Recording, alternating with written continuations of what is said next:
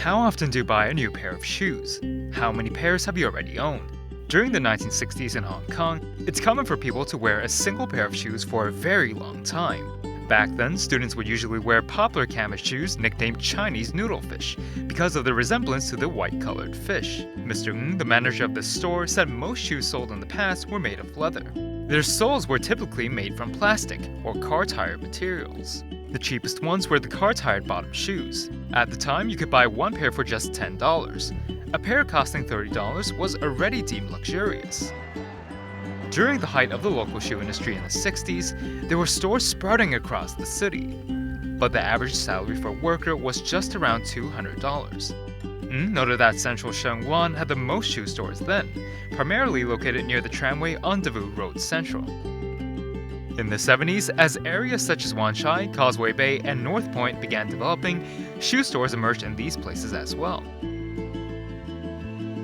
Many shops would install two giant lightings at the storefront to attract customers, due to frequent power outages.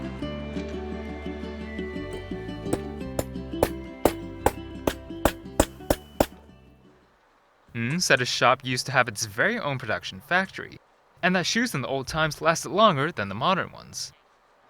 Withstanding the test of time, some of the handmade shoes from Ng's shop include these retro British leather boots. His outlet has also adorned its glass cabinets with a multitude of leather shoes, a sight much less common today.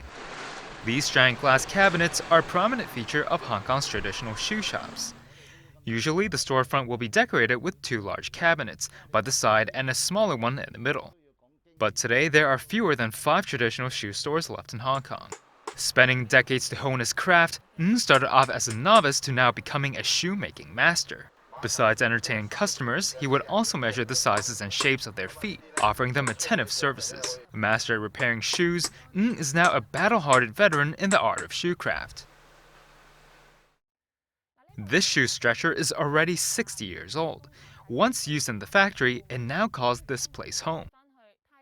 If your shoe is too tight, you could use it to enlarge the size. As the trend of globalization continues, more and more foreign shoe brands are flowing into the city. Many of these traditional shoe shops are struggling to compete. Ng lamented that times are much different now, and these days everyone chases after famous brands.